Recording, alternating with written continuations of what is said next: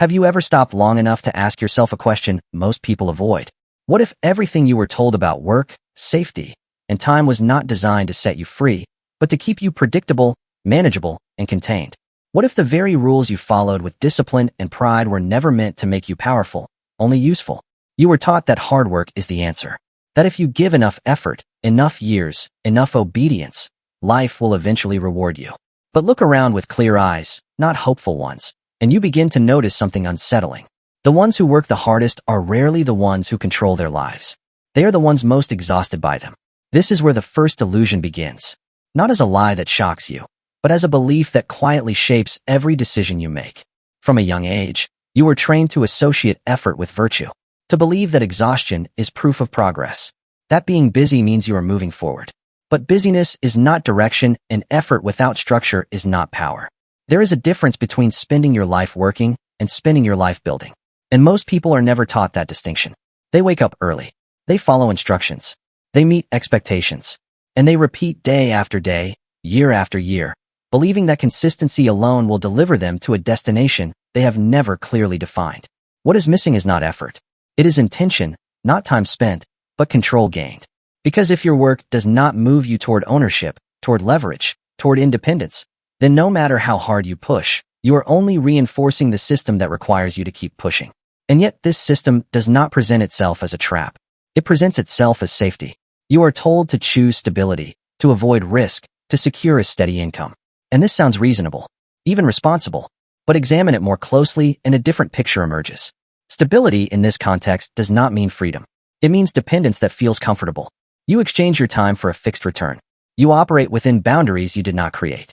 And you rely on structures you do not control. This is not safety. It is controlled uncertainty disguised as protection. Because the moment that system shifts, the moment it no longer needs you, everything you called stable begins to dissolve. Real safety does not come from predictability. It comes from capability, from the ability to create, adapt, and move without permission. And that is a skill rarely taught to those trained to follow. Then there is the most dangerous belief of all, the one that quietly justifies delay. The idea that you have time, not in a measured sense, but in an emotional one. The feeling that there is always another year, another chance, another moment to begin. Time does not announce its departure. It does not warn you when you are spending it on repetition instead of transformation. It passes in patterns, not in milestones, in routines that feel harmless because they are familiar. You do what you did yesterday. You think what you thought yesterday, and because nothing dramatic changes, you assume nothing is being lost, but something is always being traded. Every day you are either moving toward a defined purpose or drifting further from it. And drift is silent. It does not feel like failure. It feels like normal life until enough time has passed that normal becomes irreversible. This is how the structure holds you. Not through force, but through agreement. Not through restriction, but through belief. You believe that working harder will fix a system that was never designed to reward effort alone. You believe that safety is found in staying where you are even when that place limits what you can become. You believe that time is abundant even as it is being spent in ways that do not return value. And because these beliefs are shared by millions, they feel true. They feel unquestionable. They feel like reality itself. But reality is not always what is repeated. It is what is examined. And the moment you begin to examine these ideas, you feel a shift. Subtle at first, but undeniable. You begin to notice patterns you once ignored. People who broke away from this script. Who refused to trade their lives for predictability.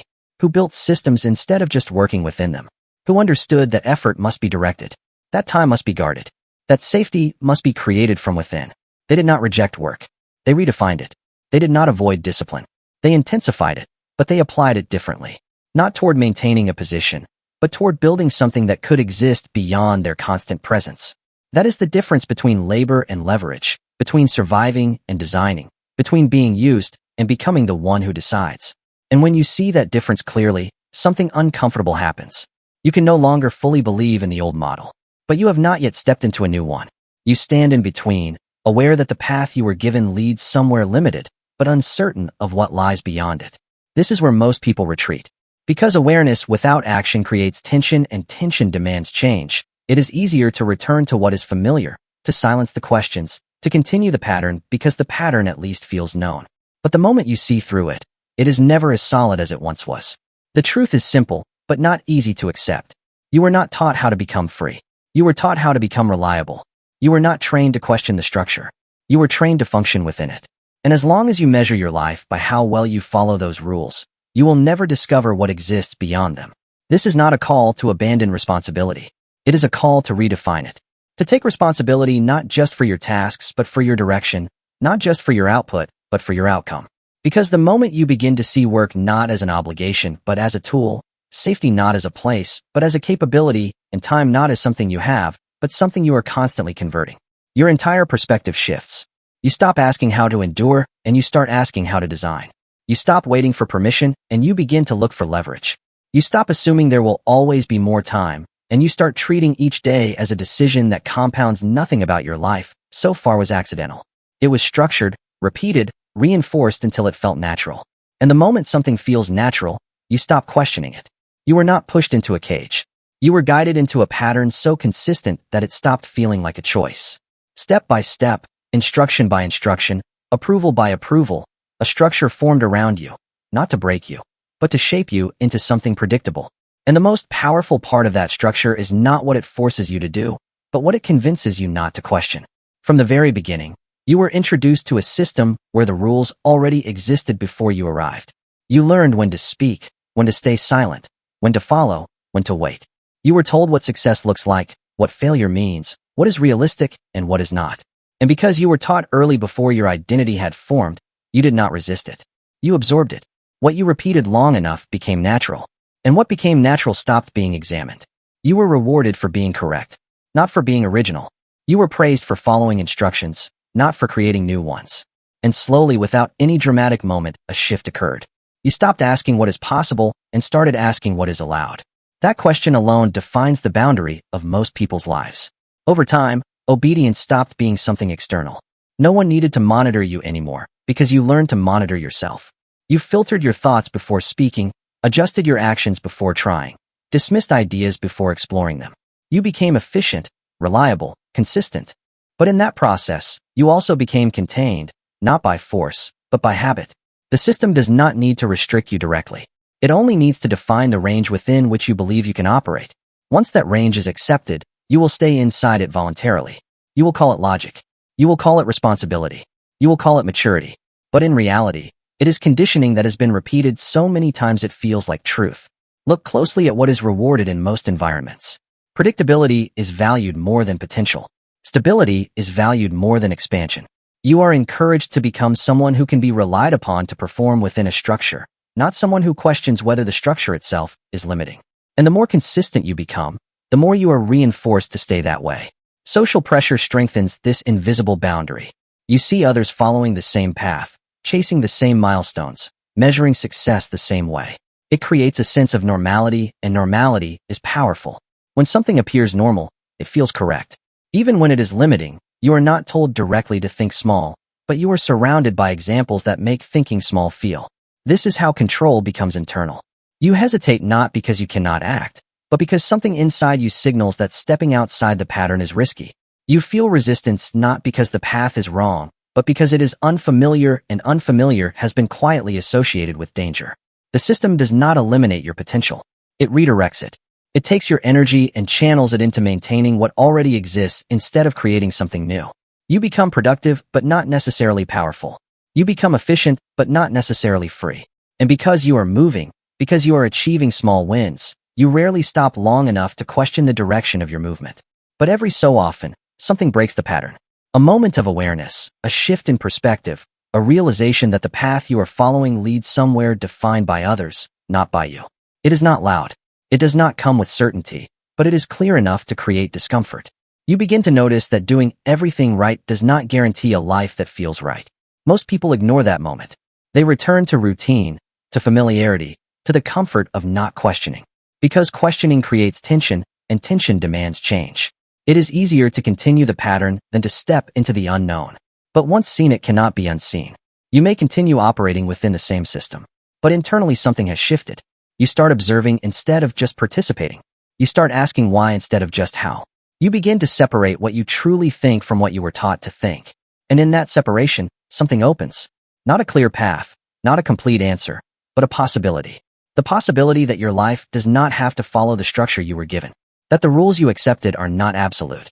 that the limits you feel are not fixed. This is the beginning, not of rebellion, but of awareness, not of chaos, but of choice. Because the moment you see the structure clearly, it loses its authority over you. And what once felt like your nature reveals itself as something you were trained to become. You can walk out of a system and still remain controlled by it. You can change your environment and still carry the same limits, the same reactions, the same patterns that shaped you before. That is where the deeper struggle begins. Not outside where the rules are visible, but inside where the rules feel like your own voice. Because once the structure is internalized, it no longer needs reinforcement from the world. It sustains itself through your habits, your emotions, and the beliefs you repeat without questioning. Comfort is the first force that tightens this internal grip, and it does so quietly. It does not demand, it offers. It gives you relief after effort, ease after pressure, and slowly it begins to redefine your standards. What once required discipline now feels optional. What once felt necessary now feels negotiable. You tell yourself you will act later, that you will push harder when the moment is right, that there is no need to strain yourself now. And while each decision seems small, together they form a pattern that shifts you from building to maintaining, from growing to staying where you are. Comfort becomes dangerous not because it feels bad, but because it feels good enough. It removes urgency. It softens ambition. It convinces you that stability is progress, that consistency without expansion is enough. And over time, you begin to protect your current position instead of challenging it. You avoid discomfort not because it harms you, but because you have lost the habit of facing it. What once sharpened you now feels unnecessary, and without realizing it, you begin to trade long-term strength for short-term ease. Fear operates differently, but it reinforces the same outcome. It does not offer comfort. It offers caution. It presents scenarios, outcomes, possibilities that may never happen but feel real enough to influence your decisions. You hesitate before acting. You analyze instead of moving. You wait instead of stepping forward. Fear tells you to be careful, to avoid loss, to protect what you already have. And while that may sound reasonable, it becomes limiting when it stops you from pursuing what you could become. The deeper layer of fear is not about failure itself. It is about identity. You are not just afraid of losing. You are afraid of what losing would mean about you. You are afraid of being seen as incapable, of confirming doubts you already carry, of stepping into a situation where your current identity might not hold. So instead of confronting that possibility, you stay within environments where your role is already defined, where expectations are manageable, where risk is controlled. This is how fear maintains stability, not by stopping you completely, but by narrowing your range. You still act, but within limits. You still move, but in directions that feel safe. You convince yourself that you are progressing, but you avoid the very situations that would force you to grow beyond your current level. Fear does not eliminate your potential. It contains it. Debt adds another layer, one that is both practical and psychological. It is not only the financial obligation, but the weight it places on your decisions. Every move must be calculated. Every risk must be justified. Every step forward must consider what could be lost. Debt anchors you to consistency. It forces you to prioritize stability over experimentation, income over innovation, security over possibility over time. This creates a mindset where bold action feels irresponsible. You begin to associate risk with danger rather than opportunity. You delay building something new because you cannot afford uncertainty. And while responsibility is necessary, it becomes limiting when it is driven entirely by fear of loss rather than vision of gain. Debt does not just restrict your resources. It reshapes your thinking. It conditions you to operate within boundaries that feel non-negotiable. But the most powerful chain is the one you cannot easily identify. The beliefs you carry that were never truly yours. These are the ideas you absorb from your environment, from the people around you. From repeated exposure to what is considered normal, you are told directly or indirectly what is possible for someone like you, what is realistic, what is out of reach. And because these ideas were introduced early and reinforced often, they became part of your internal framework. You begin to see the world through these beliefs. You filter opportunities based on them. You limit your actions according to them. You decide what to attempt and what to avoid without realizing that the criteria you are using was inherited, not chosen. You say things like, "That is not for me," or "People like me do not do that." And those statements feel like truth, even though they are simply patterns that have been repeated long enough to feel real. These borrowed beliefs are reinforced by evidence, but not in a neutral way. You notice examples that confirm them and overlook examples that challenge them. You build a version of reality that supports what you already believe. And in doing so, you strengthen the very limits that keep you in place. This is not a conscious process. It is automatic, and that is why it is so difficult to break. When comfort, fear, debt, and borrowed beliefs combine, they create a closed loop. Comfort reduces your drive to act. Fear reduces your willingness to risk. Debt reduces your ability to move freely. And belief defines what you think is possible. Together, they form a system that keeps you consistent, predictable, and contained. Not because you lack ability, but because your internal structure is aligned with staying the same. This is why change feels like resistance. Not because the new path is wrong, but because it conflicts with the system you have been reinforcing for years. Every time you try to move beyond your current identity, you feel tension. You hesitate. You question. You delay, and unless you understand where that resistance comes from, you will interpret it as a sign to stop instead of a signal that you are moving in the right direction. The shift begins when you stop treating these forces as facts and start recognizing them as influences. Comfort is not a command. It is a preference. Fear is not a prediction. It is a response. Debt is not permanent. It is a condition that can change. Beliefs are not absolute. They are constructs that can be replaced. When you see them this way, you create distance between yourself and the patterns that control you. That distance gives you a choice. You can continue to operate within the same loop, reinforcing the same identity, repeating the same results. Or you can begin to interrupt it. Not all at once, not perfectly, but consistently. You choose discomfort over ease when it matters. You act despite fear when the direction is clear. You reduce what holds you back and build what moves you forward. You question what you once accepted and replace it with something stronger. And as you do that, something begins to change, not suddenly, but steadily. The forces that once controlled you start to lose their hold.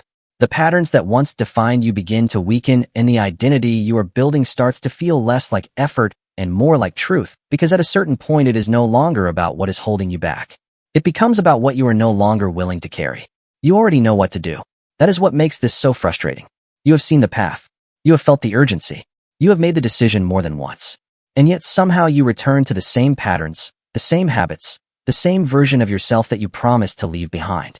It does not happen all at once. It happens quietly, almost invisibly, a small delay here, a skipped action there, a moment of hesitation that feels insignificant until it becomes a pattern again. And then you find yourself back where you started wondering how clarity turned into repetition. This is not a problem of knowledge. It is a conflict of identity. There are two versions of you operating at the same time. One built from vision, the other built from memory. The first sees what is possible. It imagines a different life. It sets higher standards. It pushes forward. The second is shaped by everything you have done repeatedly, every habit you reinforced, every belief you accepted, every action you took long enough for it to feel normal. And when these two versions collide, the one that feels familiar almost always wins. The conscious mind is where decisions are made, but the subconscious mind is where patterns are enforced. You can decide to change in a moment. You can commit to a new direction. You can feel the intensity of that decision.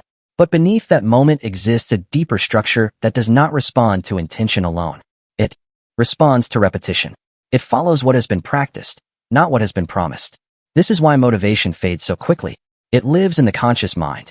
It is emotional. It is temporary. It rises and falls depending on what you feel in the moment. But behavior is driven by the subconscious. And the subconscious is built over time. It does not adjust because you feel inspired. It adjusts because you repeat something long enough for it to become automatic. When you attempt to change, you are not just taking new actions. You are challenging an existing identity. An identity resists change. It is designed to maintain consistency, to keep your behavior aligned with what you have been. If you have lived as someone who avoids risk, then taking bold action feels unnatural. If you have operated at a certain level, then stepping beyond that level creates internal tension. Not because you are incapable, but because you are stepping outside what your mind recognizes as you. This tension is often misunderstood. It feels like doubt, like uncertainty, like a signal that you are not ready. But in reality, it is a sign that you are moving beyond your current programming. The discomfort is not a warning to stop. It is a response to change. And the way you interpret that response determines whether you move forward or fall back. The mind is constantly reinforcing what it believes to be true. Every thought you repeat, every action you take, every emotion you attach to an experience strengthens a pattern. Over time, these patterns become automatic responses. You do not think about them. You simply follow them. This is efficient, but it is also limiting because once a pattern is established, it will continue until it is replaced. Autosuggestion plays a critical role in this process. The thoughts you allow to repeat become instructions. If you tell yourself that you are not consistent, that you always fall back, that change is difficult. Those ideas are accepted by the subconscious as directives. Your behavior begins to align with them. You hesitate more. You delay more. You reinforce the very identity you are trying to change. But the same mechanism can be used in the opposite direction. When you repeat a new belief with intention, when you act in alignment with that belief, when you reinforce it through consistency, it begins to take hold. At first, it feels unnatural. It requires effort. It feels like you are forcing something that does not fit. But over time, repetition reduces resistance. What once felt difficult begins to feel expected. The key is not intensity. It is persistence. One strong decision does not override years of conditioning. One day of discipline does not create a new identity. It is the accumulation of repeated actions that shifts the balance. Each time you choose the new behavior, you weaken the old pattern. Each time you act in alignment with the person you want to become, you strengthen that identity. There will be moments when the old self feels stronger. Moments when you are tired, when your focus drops, when the pull toward familiar habits increases. These moments are not failures. They are tests of stability. They reveal whether the new identity is strong enough to hold under pressure. And in those moments, your response matters more than your intention. If you return to the old pattern, you reinforce it. If you continue with the new one, even imperfectly, you strengthen it. The difference between staying the same and becoming something new is not found in one decision. It is found in how many times you repeat that decision when it is difficult. Over time, something begins to shift. The actions that once required effort start to feel normal. The habits that once felt unnatural become part of your routine. The identity you were trying to build begins to feel real. You no longer rely on motivation to act.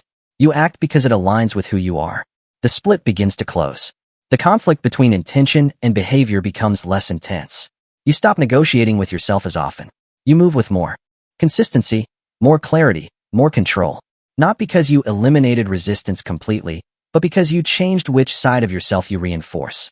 At a certain point, the old self no longer feels like home. It feels like something you recognize, but no longer belong to. The patterns are still there, but they no longer define your actions.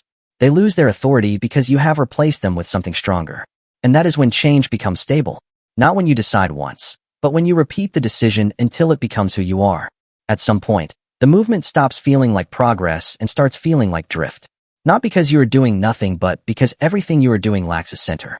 You wake up, you act, you respond, you complete tasks, you move through responsibilities. And yet beneath all of it, there is a quiet question that does not go away. Where is this actually leading? That question does not come from weakness. It comes from awareness. The awareness that effort without direction does not accumulate. It dissolves. And once that awareness appears, it becomes difficult to ignore because it exposes something most people never confront. That a life filled with activity can still be empty of intention until that moment. It is easy to believe that progress is simply a matter of doing more, working harder, staying consistent. But consistency toward what? Effort applied where? Movement in which direction? Without a defined purpose? These questions have no clear answer. And when there is no answer, the mind defaults to what is available. What is urgent? What is expected? You respond to circumstances instead of shaping them. You follow opportunities instead of selecting them. You move because something is in front of you, not because it belongs to where you are going.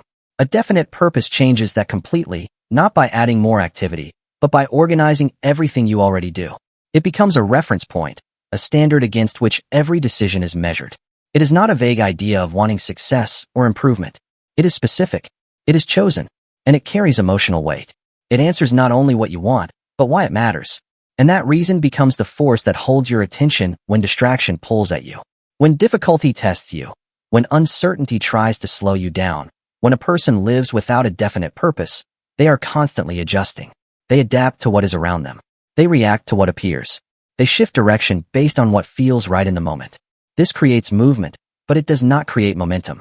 Momentum requires alignment, and alignment requires a clear direction. Without it, even disciplined effort becomes scattered, and scattered effort rarely produces meaningful results.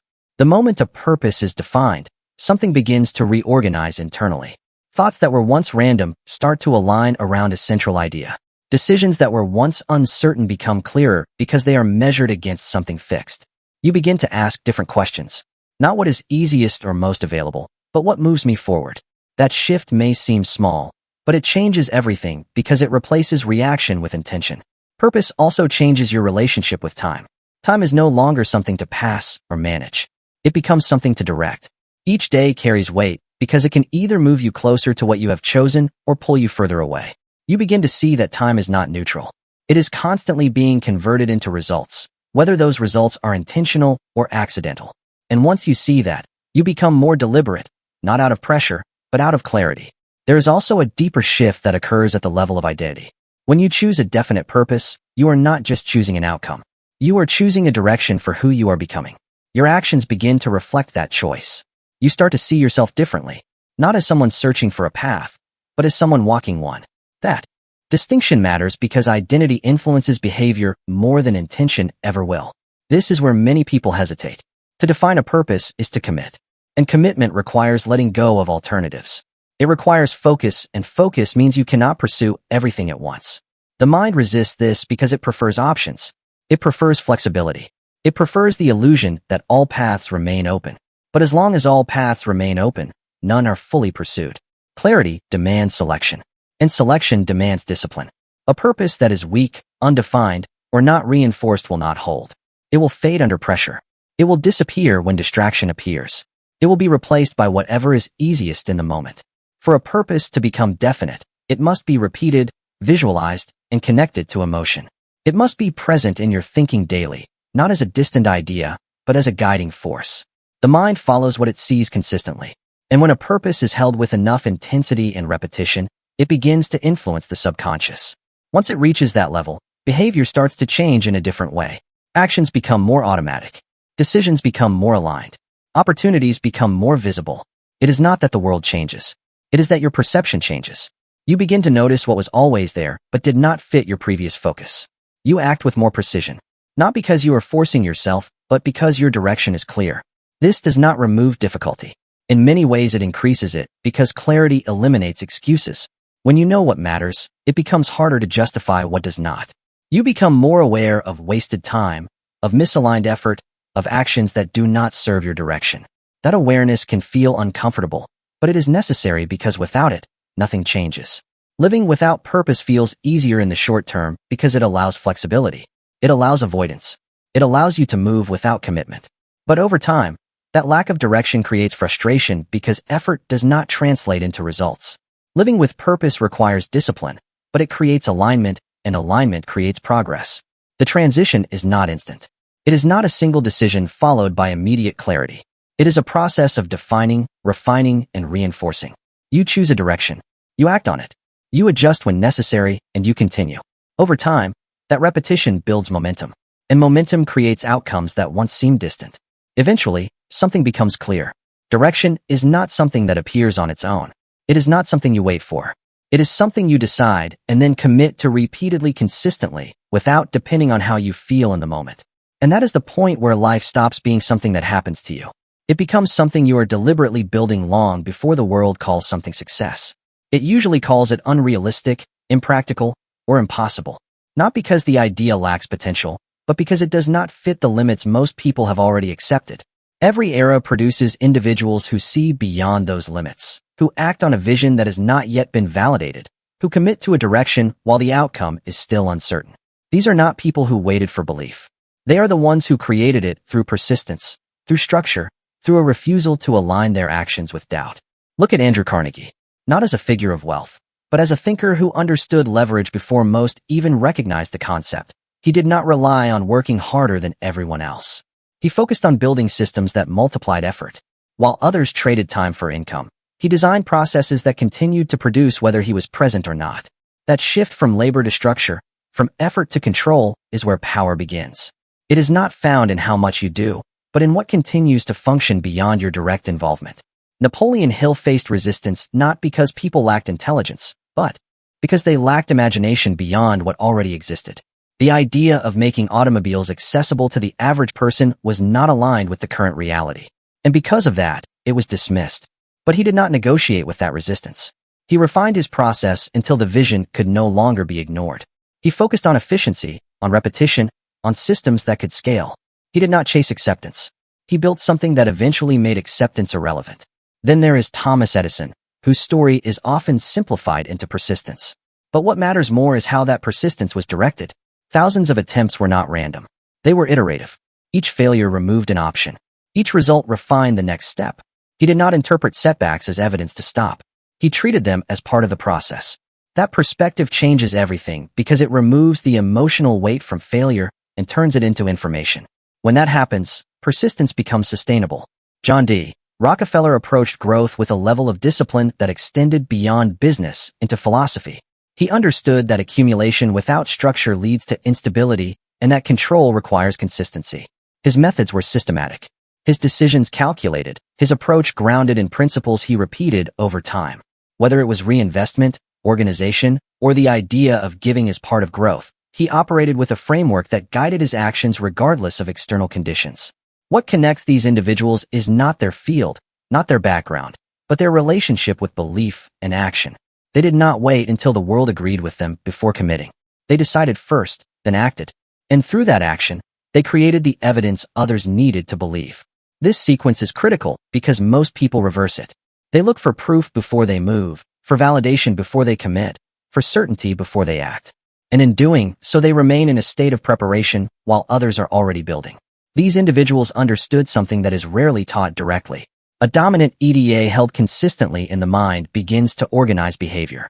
When a goal is defined clearly and reinforced repeatedly, it influences decisions without constant effort. It filters distractions. It highlights opportunities. It directs attention. This is not abstract. It is practical. The mind moves toward what it sees most often. And when a vision is held long enough, it begins to feel real before it becomes visible. They also understood concentration. Not scattered effort across multiple directions, but focused energy applied to a single path. While others divided their attention, they narrowed it. This allowed them to go deeper, to refine, to improve, to build systems instead of temporary results. Depth creates strength, and strength creates durability. Without concentration, effort dissipates. With it, effort compounds. Time was not treated casually. It was directed. Each decision was evaluated based on whether it contributed to the objective. This does not mean they were perfect. It means their actions were aligned.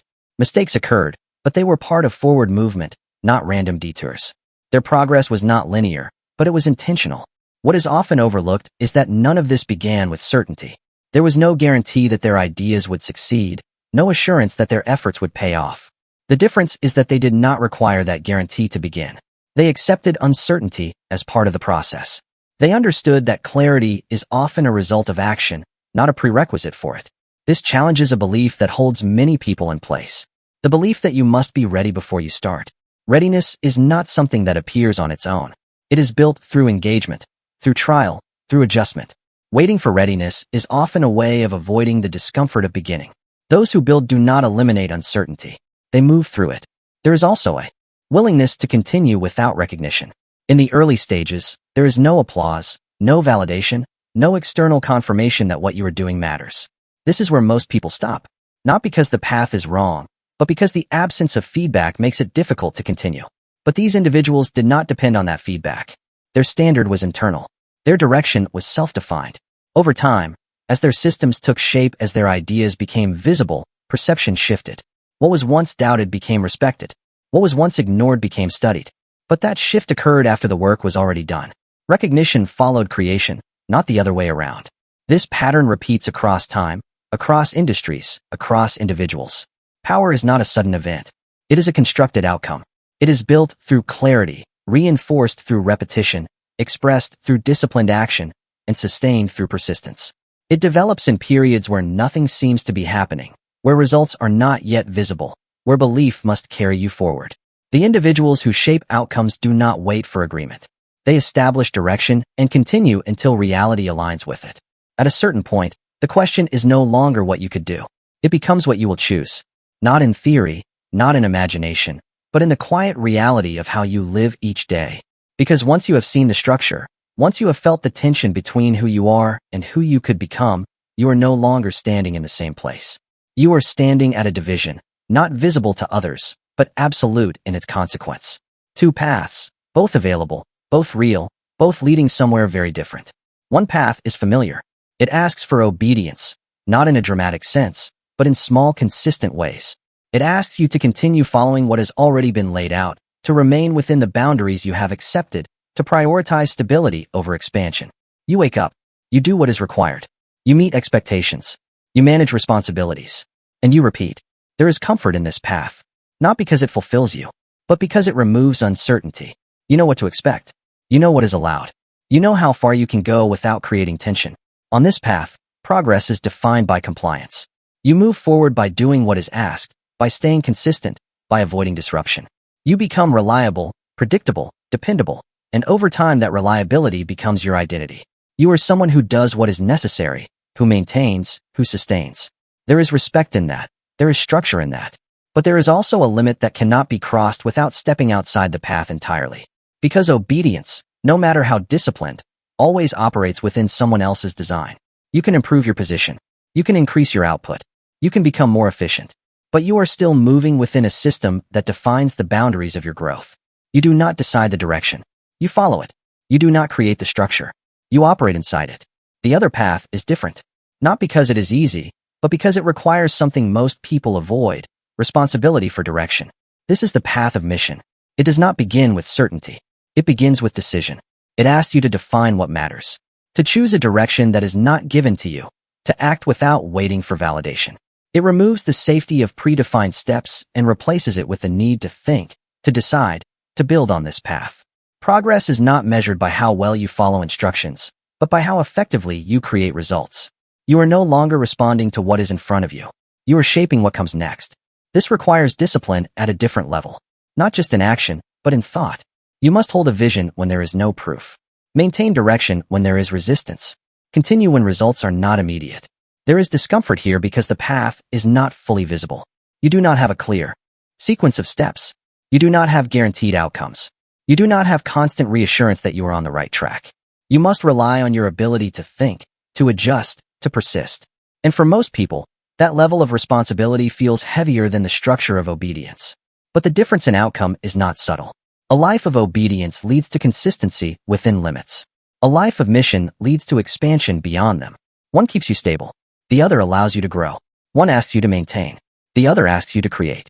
And while the first may feel easier in the moment, it comes with a cost that is not immediately visible. That cost is potential. When you stay within the path of obedience, you gradually align your identity with the limits of that path. You stop considering what lies beyond it. You stop questioning what else is possible. You stop pushing against the boundaries that define your role. You become efficient at living a life that was designed for you, not by you on the path of mission. The cost is different. It is uncertainty. It is pressure. It is the constant demand to grow beyond who you currently are. You cannot rely on routine alone. You cannot depend on external direction. You must build internal clarity and maintain it. You face resistance both from within and from the environment around you.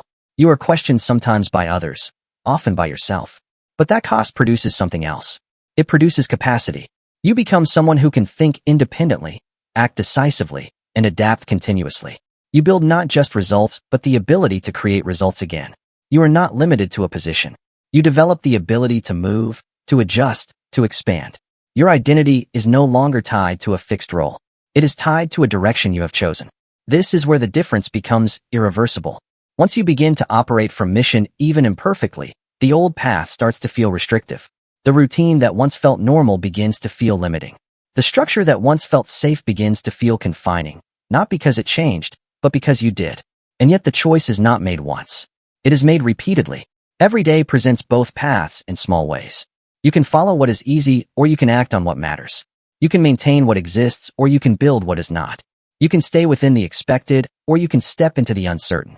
Most people move between the two without realizing it, choosing mission in moments of clarity and obedience in moments of comfort. But progress requires consistency. You cannot build a new life while repeatedly returning to the old pattern. At some point, the choice must become deliberate, not dramatic, not announced, but real. Because the path you follow is not defined by what you say. It is defined by what you repeat. You cannot build a new life while thinking like the person who created the old one. That is the line most people refuse to cross. Not because it is unclear, but because it is absolute. It does not offer comfort. It does not allow gradual compromise. It demands a break, a separation between who you have been and who you are choosing to become. As long as the same internal design remains, every attempt at change will be pulled back into familiar patterns, reshaped into something that fits the past. Everything you have created so far has come from a blueprint, not something written or planned consciously, but something formed through repetition. The way you interpret failure, the level of risk you tolerate, the standards you accept, The way you speak to yourself when no one is listening, all of it builds a structure. That structure determines your decisions long before you realize you are making them. It tells you what feels possible and what feels out of reach. And because it operates quietly, it feels like truth instead of programming. You cannot negotiate with that structure. You cannot slowly adjust it while continuing to rely on it. It must be replaced. Not partially, not occasionally, but completely. That is what it means to burn the old blueprint. It is not about rejecting your past. It is about refusing to let it define your future. It is about recognizing that the version of you that was shaped by comfort, by fear, by limitation cannot be the one that builds something greater. This is where most people hesitate. They want change, but they want to keep the identity that produced their current results. They want different outcomes without different thinking. They want progress without disruption. But growth does not work that way. It requires a shift at the level of identity, not just action. You are not trying to do more. You are deciding to become someone else. Walking as one scent is not about arrogance. It is about certainty. It is the decision to move as if your life has a direction that must be fulfilled, not discovered.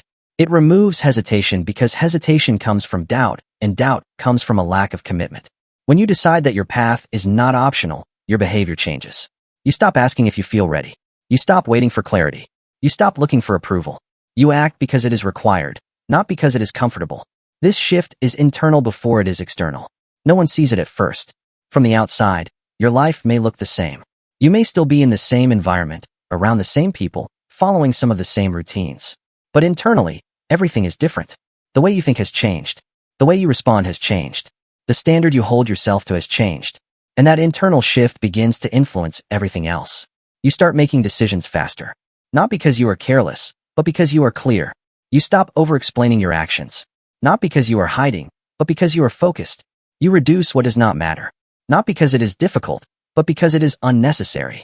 Your energy becomes more directed. Your time becomes more intentional. Your actions become more aligned. There is a discipline required here that goes beyond motivation. It is the discipline of consistency and identity. You must show up as the person you decided to become even when it feels unfamiliar, especially when it feels unfamiliar, because familiarity is tied to your past. And if you only act when something feels natural, you will remain where you are. This is where repetition becomes transformation. Each time you act in alignment with the new identity, you reinforce it. Each time you refuse to fall back into old patterns, you weaken them. Over time, what once felt forced begins to feel normal. The new blueprint takes hold. Not because you declared it once, but because you lived it repeatedly. There will be resistance. Not from the outside as much as from within. Old habits will surface. Old thoughts will return. Old emotions will try to pull you back into familiar behavior. This is not a sign that you are failing. It is a sign that you are replacing something that has been reinforced for years. The mind does not release patterns easily. It tests whether you are serious about change. And in those moments, your response matters. Not what you say, not what you intend, but what you do. If you return to the old behavior, you confirm it. If you continue with the new one, you strengthen it. The process is simple, but it is not easy because it requires consistency when it would be easier to stop. Walking as one scent also changes how you view obstacles. They are no longer interruptions. They are part of the path. They are not signals to reconsider. They are conditions to move through. When your direction is defined, difficulty does not create doubt. It creates focus. You adjust. You refine. You continue. You do not step back into uncertainty because the decision has already been made. This way of operating removes something that holds most people back. The constant negotiation with themselves. Should I do this? Should I wait? Is this the right time? What if it does not work? Those questions lose their power when the direction is fixed. You act not because every answer is clear, but because the path is chosen over time. This creates a level of momentum that cannot be easily stopped. Your actions align. Your thinking aligns. Your identity aligns. You are no longer divided between who you are and who you want to be. The gap closes. Not because you forced it, but because you replaced what was creating it. At a certain point, something becomes undeniable. The life you are building no longer fits the person you used to be. The old patterns feel distant. The old limits feel irrelevant. The old identity feels incomplete. Not because it was wrong, but because it no longer defines you. And from that point forward, you are no longer trying to change. You are simply living as someone who already has. What you become is not decided in moments of intensity. It is decided in moments of repetition in what you do when no one is watching. When there is no pressure, no urgency, no external demand forcing you to act. The life you are building is shaped daily, not by what you say you will do, but by what you actually repeat. And if your days are inconsistent, distracted, unstructured, then no matter how strong your vision is, it will never take form. Because vision without ritual dissolves. It fades under the weight of habit. It disappears under the influence of routine that was never designed to support it. This is where most people fail, not in understanding what they want, but in creating a structure that supports who they are becoming. They rely on motivation, on emotion, on occasional bursts of discipline. But those moments are temporary. What lasts is what is repeated. What defines you is what you return to every day, whether you realize it or not. A daily ritual is not about control for the sake of control. It is about alignment. It is the process of bringing your mind, your body, your actions, and your awareness into a consistent direction. Without that alignment, your energy is scattered. You think one way, act another, feel something different, and the result is inconsistency. With alignment, everything begins to reinforce the same outcome. The first element is the mind. Before the world begins to influence you, before external input fills your attention, there must be a moment where you define what you are thinking about. Not passively, not reactively, but deliberately. You choose the ideas you repeat, the identity you reinforce, the direction you are committing to. This is where auto-suggestion becomes practical. The thoughts you hold with intention, repeated daily, begin to shape your subconscious. They are not empty statements. They are instructions. You remind yourself of who you are becoming, not in vague terms, but in clear, direct language. You do not wait to feel confident. You create it through repetition. You do not wait to believe. You reinforce belief until it becomes natural. This is not about pretending. It is about conditioning. The mind accepts what is repeated with enough consistency. And once it accepts it, it begins to act on it. The second element is the body. Your physical state influences your mental state more than most people realize. Energy, focus, clarity, all of it is connected to how you treat your body. If your body is weak, distracted, undisciplined, your mind will reflect that. If your body is trained, controlled, consistent, your mind follows. Movement becomes part of the ritual, not as an afterthought, but as a foundation. You push yourself not for appearance, but for control. You build strength, not just physically, but mentally, because discipline in one area transfers to another. You prove to yourself daily that you can act even when you do not feel like it. That proof builds confidence not as a concept, but as experience. The third element is the mission. This is where intention becomes action. You do not leave your most important work to chance. You define it. You prioritize it and you act on it early before distractions appear, before your energy is divided. You focus on what moves you forward. Not everything, not multiple directions, but the one thing that aligns with your purpose. This requires clarity. You must know what matters. You must be able to distinguish between activity and progress. Many things feel productive, but only a few actually move you forward. The ritual forces you to choose, to commit, to direct your effort where it counts. And over time, that focused effort compounds. Small actions repeated consistently create results that occasional intensity never can. The fourth element is stillness. This is the one most people avoid because it removes distraction. It creates space where thoughts become clear, where patterns become visible, where you are forced to face what you have been avoiding. But this is also where awareness grows. Without stillness, you are constantly reacting. With it, you begin to observe. You sit without input, without noise, without escape. And in that space, something shifts. You begin to separate your thoughts from yourself. You notice patterns, impulses, reactions that were previously automatic. You gain control not by forcing change, but by seeing clearly, and clarity changes behavior. Stillness is not inactivity. It is refinement. It allows you to reset, to realign, to ensure that what you are doing is still connected to where you are going. Without it, you drift. With it, you adjust. When these four elements are practiced together, something begins to form, not immediately, not dramatically, but steadily. Your days become structured. Your actions become consistent. Your identity becomes reinforced. You are no longer relying on how you feel. You are relying on what you do. There will be resistance. There will be days when you do not feel like following the ritual. When your mind looks for easier options, when your body resists effort, when distractions seem more appealing, that is part of the process. The ritual is not meant to be easy. It is meant to be consistent. It is meant to function regardless of your mood, because each time you follow it when it is difficult, you strengthen it. Each time you return to it after a break, you reinforce it. And over time, it becomes part of you. Not something you force, but something you follow automatically. This is how transformation becomes stable. Not through occasional breakthroughs, but through daily repetition. Not through intensity, but through consistency. Not through waiting for change, but through practicing it until it becomes your default. The ritual is not what changes your life. It is what turns change into something that cannot be undone. At some point, the process stops feeling like effort and starts revealing something else. A gap between who you used to be and who you have become. A distance that cannot be ignored because it shows up in everything. In how you think, how you act, how you respond, how you carry yourself when no one is watching. And when that gap becomes visible, a final decision stands in front of you. Not about what you will do next, but about who you are willing to be from this point forward. Most people never reach this moment fully. Not because they are incapable, but because they stop too early. They change habits. They improve their routines. They adjust their thinking, but they never make the deeper decision. The one that removes the option of going back. They leave a door open, a path to return to what is familiar. What is easier? What requires less from them? And as long as that door remains open, part of them stays attached to the old version, ready to retreat when pressure rises. To decide your destiny is to close that door completely. Not in words, not in intention, but in identity. It is the moment where you stop seeing your future as something uncertain and start treating it as something that must be created. You no longer ask what might happen. You define what will happen through your actions. This is not about control over every outcome.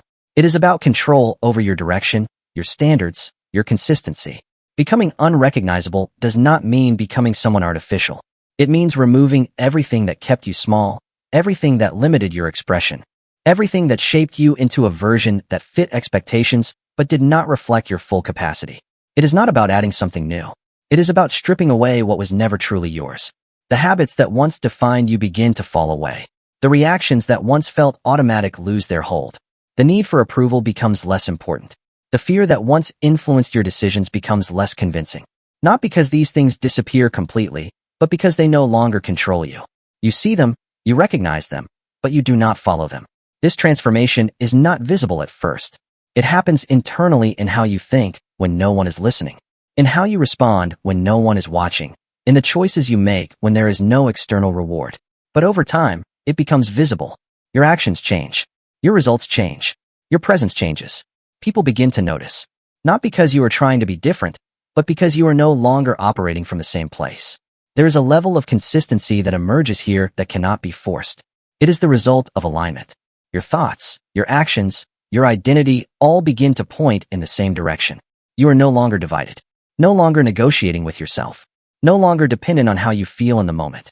You act because it is who you are, not because you are trying to become it. This is where discipline reaches its highest form. It is no longer something you apply. It is something you embody. You do not need to convince yourself to act. You move automatically in alignment with your standards. You do not need to remind yourself of your purpose. You operate from it. Everything becomes simpler, not easier, but clearer. There is also a shift in how you perceive time. You no longer see it as something to pass, something to manage, something to fill. You see it as something to direct, something to invest, something that compounds based on how you use it. Each day becomes a continuation of what you have already decided, not a new negotiation. And with that shift, something else disappears, hesitation, not completely, but significantly. You stop overthinking decisions that align with your direction. You stop delaying actions that you know matter. You stop questioning whether you should move forward. You simply do. This does not mean there are no challenges. There will always be obstacles, uncertainty, moments where things do not go as planned. But your response to those moments changes. You do not interpret them as signs to stop. You see them as part of the process. You adjust. You continue. You maintain direction. At this stage, the difference between you and who you used to be becomes undeniable. The old version reacted. The new version decides. The old version waited. The new version moves. The old version followed. The new version creates. This is not a temporary shift. It is a new baseline. And yet, none of this happens by accident. It is the result of repeated decisions reinforced daily, aligned with a clear purpose, supported by discipline strengthened through action. It is built over time, not in one moment, but in many. The idea of becoming unrecognizable is not about impressing others. It is about reaching a point where your current self would not accept the limits your past self lived with. It is about creating a gap so wide between who you were and who you are that returning becomes impossible. Not because you cannot, but because it no longer makes sense. There is no external signal that tells you when you have arrived. There is no moment where everything becomes perfect, where all uncertainty disappears. What changes is your relationship with it. You no longer need certainty to move. You no longer need validation to continue. You no longer need permission to act. You become the source of your own direction. And from that point forward, your life is no longer shaped by what you were given. It is shaped by what you decide to build.